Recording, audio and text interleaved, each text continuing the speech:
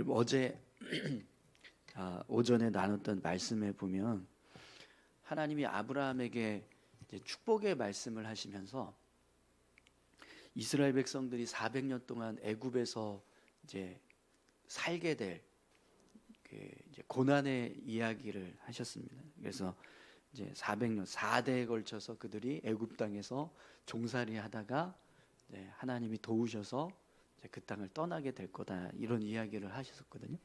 근데 이 이야기는 사실 아브라함에게는 전혀 어떤 이제 이해할 수 없는 그런 이야기입니다. 왜 그러냐면 하나님이 이 말씀을 하시고 나서 이게 실제로 이루어지기까지 걸린 시간이 약 600년입니다. 그러니까 400년에 관한 이야기를 하셨지만 이 말씀이 실제로 성취돼서 이스라엘 백성들이 출애굽하기까지 걸린 시간, 그러니까 아브라함에게 하나님께서 말씀을 하시고 그리고 나서 실제로 이제 이스라엘 백성들이 출애굽을 할 때까지 걸린 시간이 약 600년이에요. 그러니까 하나님은 600년 후에 일어날 일을 아브라함에게 말씀을 하신 거예요. 600년 후에 일어날 일을 아브라함이 들었다고 해서 그게 이해가 되겠습니까? 그냥 당장 내가 몇 살 정도 살 수 있을까, 이거 헤아리면서 사는 사람이니까.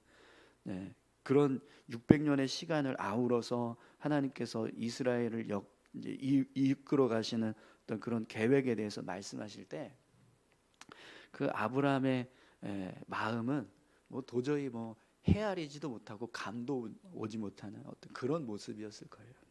네, 그런 이야기를 하시는 하나님, 여러분 그 하나님을 한번 생각을 해보십시오. 600년이라는 긴 시간을 하나님께서 계획을 하시고 또 그걸 그대로 다 성취해 가시는 하나님, 그 하나님이 이런 이제 말씀을 하실 때 우리가 그 하나님을 제대로 다 이해할 수 있을까요? 하나님이 어떤 분이신지, 하나님께서 어떤 능력을 가지고 계시는지, 사실 우리는 하나님에 대해서 도저히 이해할 수 없는 영역에 계신 분이거든요. 그러니까 그분이 얼마나 능력이 있는가, 얼마나 대단한 힘을 가지고 계신가, 사실 이걸 우리가 헤아린다는 것은 거의 불가능한 일이라고 할 수 있을 겁니다. 그래서 하나님을 생각하면 우리는 잘 감이 안 와요. 어떤 분이실까, 얼마나 능력이 대단하실까. 우리가 전능하신 하나님이라고 이야기하는데 그분이 얼마나 정말 큰 능력을 가지고 계시는가에 대해서 우리가 잘 이해할 수 없습니다. 근데 그 모습을 가장 잘 드러내는 말씀이 창세기 1장의 말씀. 하나님이 어떤 분이신가, 어떤 능력을 가지고 계시는가, 이걸 가장 분명하게 드러내는 이제 성경의 말씀이 있다면 이제 창세기 1장의 말씀입니다. 창세기 1장 1절부터 하나님을 이렇게 소개합니다. 태초에 하나님이 천지를 창조하시니라. 하나님 세상을 만드셨다, 이렇게 말씀을 하시죠. 그래서 하나님께서 말씀으로 6일 동안 모든 만물을 다 하나씩 창조해 가시는 모습을 창세기 1장에서 기록을 하고 있습니다. 온 우주 만물을 말씀으로 만드신 하나님, 그 하나님의 모습만 상상해도 하나님 정말 대단하신 분이구나, 정말 큰 힘, 능력을 가지고 계신 분이구나, 전능하신 분이구나, 이런 표현이 이제 떠오를 수밖에 없는 그런 모습입니다. 여러분, 하나님께서 무에서 유를 창조하실 수 있는 분이라는 거 믿으세요? 하나님은 온 우주 만물을 말씀으로 창조하실 수 있는, 또 아무리 먼 미래도 미리 다 아시고 그걸 다 예견하시면서 당신이 계획하신 뜻대로 그 모든 일들을 주관해서 이루어 가실 수 있는 전능하신 분이라는 걸 여러분 믿으십니까? 그 하나님은 우리가 정말 다 헤아릴 수 없고 다 이해할 수 없는 그런 광대하시고 대단한 또 능력이 있는 분이시지만 그 하나님을 우리가 아버지로 믿고 산다고 생각을 해보세요. 그리고 그 하나님도 우리를 향해서 내가 너의 아버지다라고 말씀하신다라고 해보십시오. 하나님을 우리의 아버지로 모시고 산다면 여러분 어떨까요? 그 전능하신 하나님이 나에게 아버지가 되시고 나도 하나님도 나를 내 자녀다라고 인정하시고 그렇게 말씀하시면서 우리가 삶을 살아가게 된다라고 한다면 여러분 어떠시겠습니까? 그런 전능하신 하나님께서 우리의 아버지가 되시고 우리를 지키시고 보호하시는 보호자가 되신다. 사실 여러분 이거 하나만으로도요 우리는요 정말 든든한 어떤 보호자가 있다라고 할 수 있을 겁니다. 여러분 이보다 더 큰 백이 어디 있겠어요? 전능하신 하나님이 내 아버지가 되신다. 나의 보호자가 되신다. 이거보다 더 큰 백은 없을 겁니다. 이제 우스갯소리로 이제 사람들은 이렇게 물줄을 이렇게 잡으려고 하지만 우리에게는 조물주가 있다. 조물주 대신 하나님 우리의 물주다. 이런 이제 농담처럼 이야기하는데 하나님 아버지, 하나님께서 우리 아버지가 되시고 또 하나님도 우리를 자녀라고 말씀하시면서 그렇게 우리가 하나님을 아버지로 모시고 사는 사람, 그 사람은요 삶을 살아갈 때 분명히 다른 모습으로 살아갈 겁니다. 그러니까 아버지를 모시지 않고 사는 사람들과 전혀 다른 모습으로 삶을 살아가게 될 거예요. 여러분 하나님께서 우리 아버지가 되시고 또 이 세상을 주관하신 그 하나님이 우리를 지키시고 보호하시는 그런 보호자로서 계신다. 그랬을 때 그 하나님을 붙잡고 우리가 삶을 살아간다면 분명 우리 삶은요 그렇지 않은 사람들과 다른 모습으로 살아가게 될 줄 믿습니다. 그래서 여러분 오늘 이제 이 시편 68편의 내용을 보면 하나님을 아버지로 모시고 사는 사람이 어떻게 다른가, 어떻게 다른 모습으로 살아갈 수 있는가, 그걸 우리에게 아주 분명하게 보여줍니다. 전체적인 내용을 쭉 살펴보면 이제 어떤 모습이 있는지 우리가 너무나 분명하게 이제 깨닫게 되는데 오늘은 그냥 1절에서 6절에까지의 말씀만 가지고 좀 그 모습을 좀 살펴보려고 합니다. 1절에서 6절만 봐도 하나님을 아버지로 모시고 사는 사람이 얼마나 다르게 살 수 있는가 그 모습을 너무나 분명하게 알 수 있습니다. 우선 1절 말씀 한번 보시겠어요? 하나님이 일어나시니 원수들은 흩어지며 주를 미워하는 자들은 주 앞에서 도망하리이다. 아멘. 시편 기자가 하나님이 일어나시면 원수가 흩어지고 주를 미워하는 자들이 다 도망친다. 이런 고백을 합니다. 원수가 있어요. 주를 미워하는 자들이 있습니다. 그런데 하나님이 일어나는 순간 그들이 다 흩어지고 도망을 친다는 거예요. 여러분 하나님이 일어나시니 이 표현이 어떤 의미죠? 하나님께서 일어나신다. 이게 뭘 의미합니까? 하나님께서 당신의 능력을 사용하신다. 하나님께서 어떤 능력을 사용하셔서 일하기 시작하신다. 이런 의미예요. 그러니까 어디 앉아있다가 일어나시는 게 아니라 그 능력이 뿜어져 나오는 순간 하나님께서 일하시기 시작한 그 전능하신 능력을 사용하시는 순간 그걸 지금 표현하는 거거든요. 그래서 하나님이 일어나시니까 어떤 일이 벌어지냐면 하나님을 향해서 원수되었던 사람들, 하나님을 믿는 자들을 향해서 원수되었던 사람들이 다 도망친다는 거예요. 다 흩어지고 주를 미워하는 자들이 다 도망을 치게 된다는 겁니다.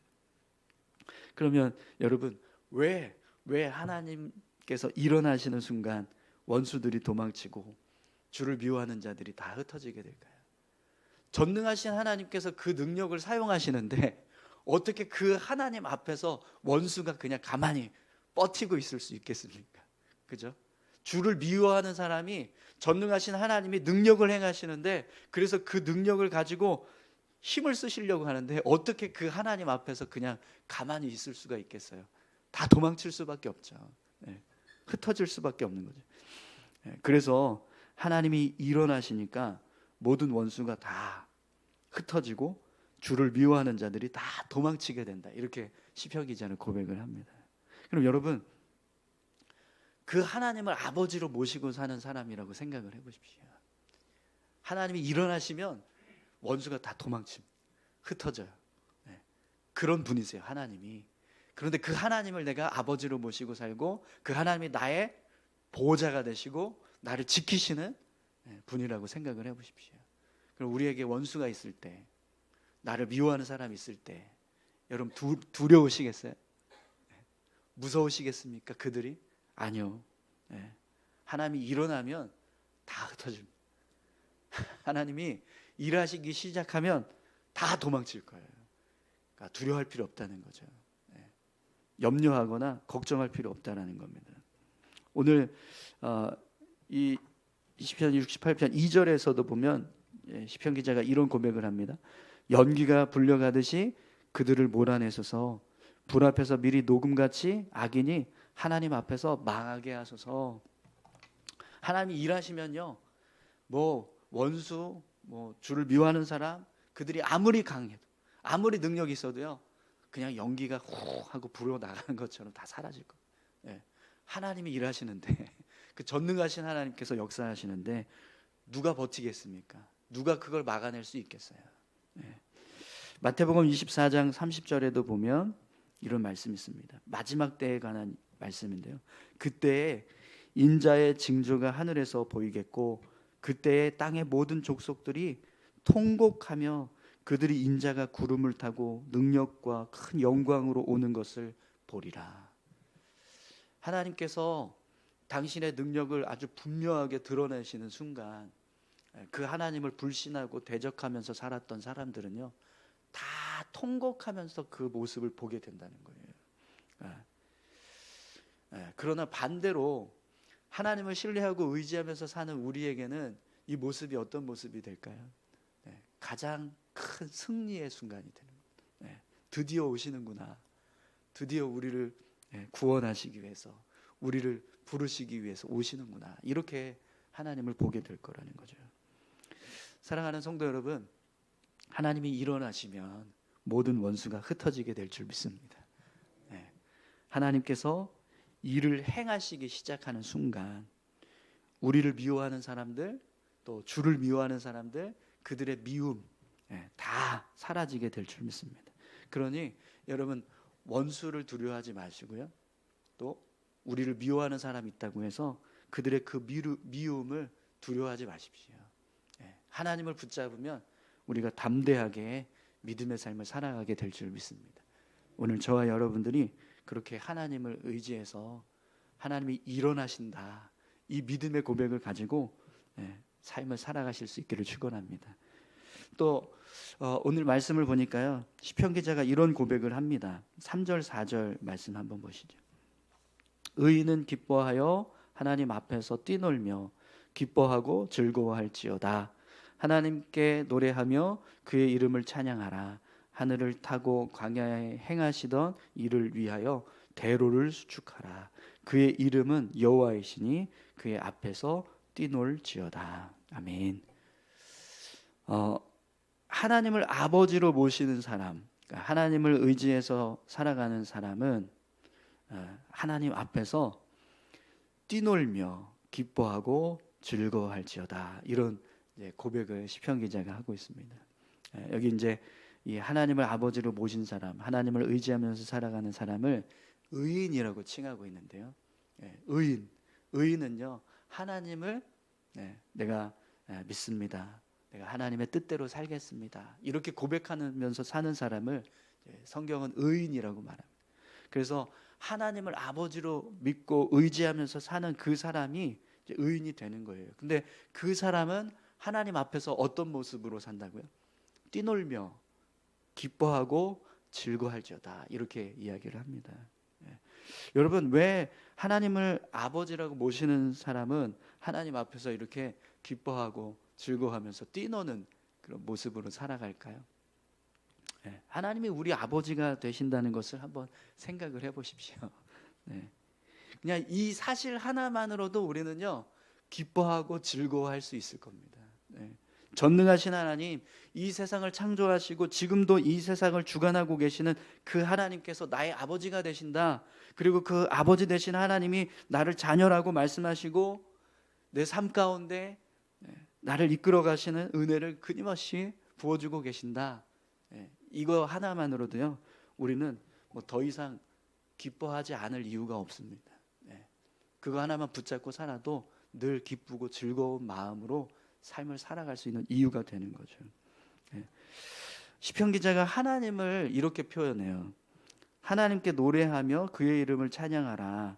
하늘을 타고 광야에 행하시던 일을 위하여. 하나님이 하늘을 타시는 분이라고 말합니다. 하늘을 타시는 분. 하나님이 하늘을 타신다.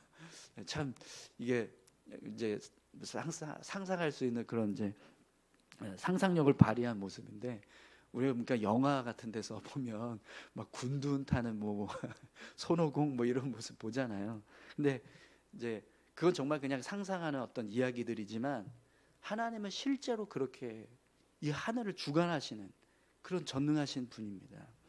또 광야에서 행하시는 일이라는 표현이 나오는데, 아무것도 없는 광야에서도 하나님은 무슨 일이든 하실 수 있는 분이세요.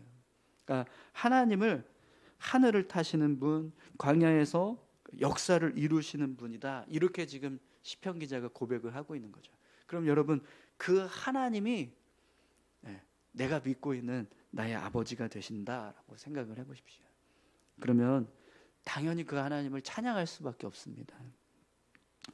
하나님은 세상이 혼돈되어 있을 때 그냥 말씀으로 모든 만물을 창조해 주셨습니다.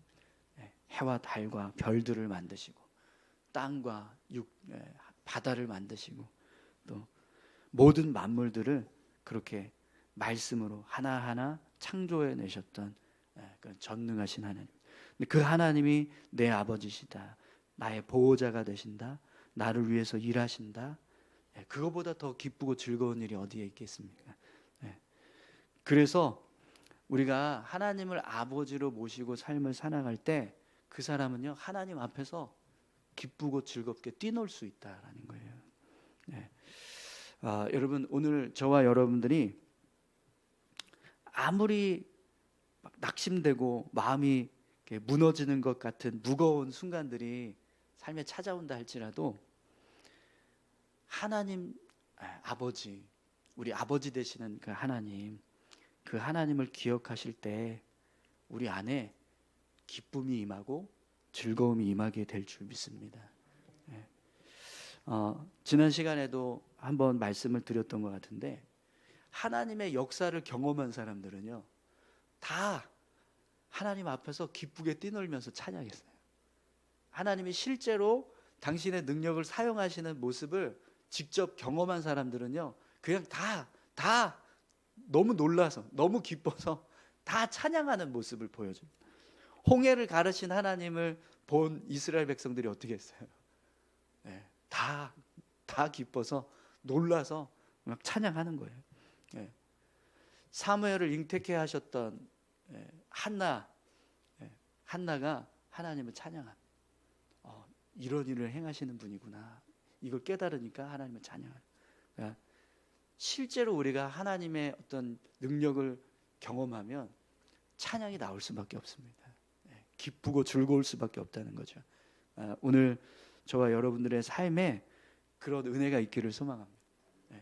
하나님을 생각할 때 정말 기쁘고 즐겁고 뛰놀 수밖에 없는 그런 전능하신 하나님이 저와 여러분들의 삶 가운데 끊임없이 은혜 주시는 그런 믿음의 삶이 되실 수 있기를 축원합니다. 마지막으로 여러분, 오늘 말씀을 보니까요, 시편 기자가 이런 고백을 해요. 5절에서 6절 말씀 보겠습니다. 그의 거룩한 처소에 계신 하나님은 고아의 아버지시며 과부의 재판장이시라.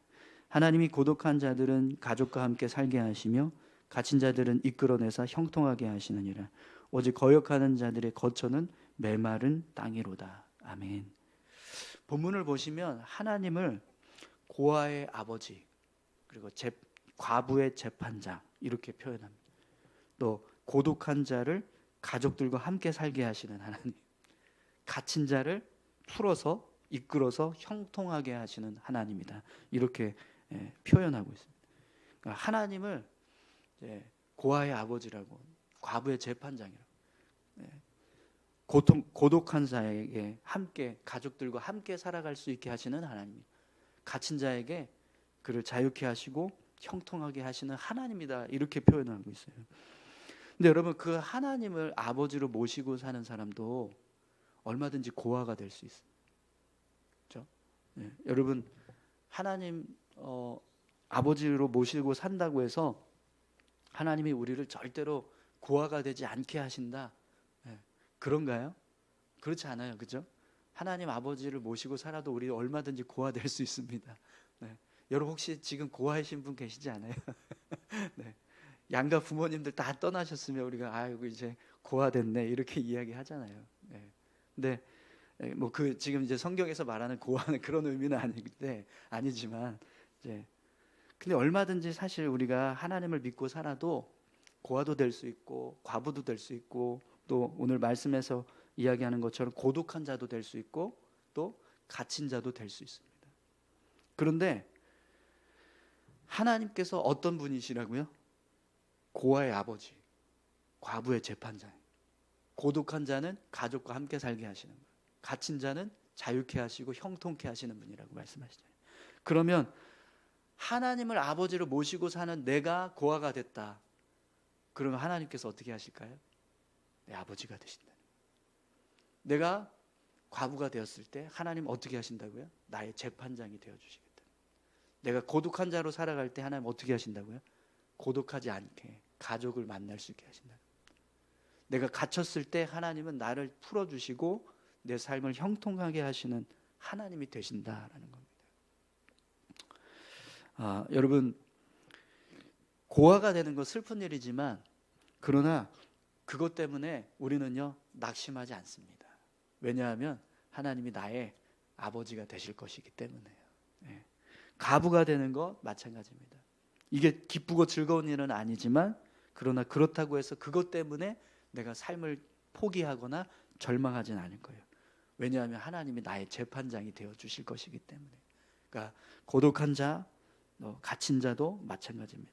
우리 삶에 그런 어려움이 찾아온다, 그런 힘든 순간이 온다, 괴로움의 순간이 온다, 걱정도 되고 염려도 될 수는 있어요. 그러나 그것 때문에 내 인생이 망했다, 내가 끝났구나, 그래서 자포자기하고 그냥 엎드러져 있고, 우리는 그렇게 살지 않는다는 거예요. 왜냐하면 언젠가는 하나님께서 고독한 내 마음을 풀어주시고 갇혀있는 내 마음을 풀어주시고 내 삶을 풀어주셔서 형통케 하시는 은혜를 주실 것이기 때문에요. 그래서 하나님을 아버지로 모시고 사는 사람은요, 어려움이 있고 힘든 일이 있어도 결국 이겨냅니다. 우리에게 하나님께서 넉넉히 이기는 힘을 주실 겁니다. 어떤 어려움이 있어도 어떤 고난이 와도 넉넉히 이기게 하시는 분이 바로 우리 아버지, 그 아버지께서 우리와 함께 하신 거죠.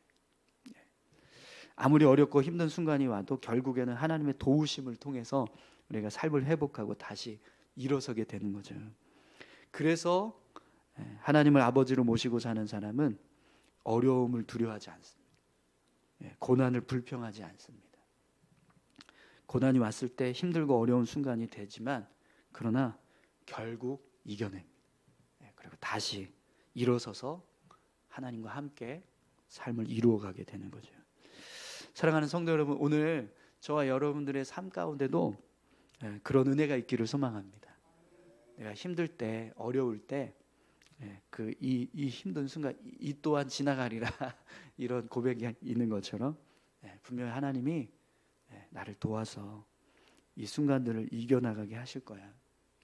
하나님이 나의 아버지가 되시고 나의 재판장이 되시고 또 나의 삶을 다시 회복하실 은혜들을 허락하시는 분이시죠. 그 하나님을 붙잡으면 우리가 날마다 승리하면서 삶을 살아가게 될 줄 믿습니다. 오늘 저와 여러분들 모두가 그렇게 하나님을 의지해서 하나님과 함께 동행하면서 믿음으로 승리하는 귀한 삶이 되시기를 축원합니다. 우리 다 같이 함께 기도할까요? 하나님을 아버지로 모시고 사는 사람은요, 이렇게 시편 기자가 고백하는 것처럼 원수를 두려워하지 않습니다. 나를 미워하는 자들에 대해서 염려하지 않습니다. 결국 하나님이 일어나기만 하면 다 없어질 사람들이기 때문입니다. 또 하나님을 의지하면서 삶을 살아가는 사람은 하나님께서 주시는 능력 때문에, 하나님이 주시는 은혜 때문에 기쁘고 즐겁게 뛰놀면서 살 수 있습니다. 또 하나님을 아버지라고 모시면서 사는 사람은 어떤 어려움이 와도 결국 능히 이겨나가게 될 것을 믿고 담대히 믿음의 삶을 살게 됩니다. 하나님, 오늘 우리의 삶이 그런 삶이 되기를 소망합니다. 하나님, 우리가 어떤 상황이나 환경에 지배돼서 마음이 무너질 때 다시 하나님을 바라보게 하시고 하나님을 붙잡게 해주십시오. 그래서 그 모든 상황들을 이겨내고 다시 믿음으로 설 수 있는 우리 모두가 될 수 있도록 우리 아버지 되신 하나님, 그 하나님을 붙잡고 살아가는 우리 모두가 되게 해달라고 우리 다 같이 함께 기도하기 원합니다. 함께 기도하시겠습니다. 하나님 아버지, 감사합니다. 하나님, 전능하신 하나님께서 우리 삶을 지키시고 이끌어가시는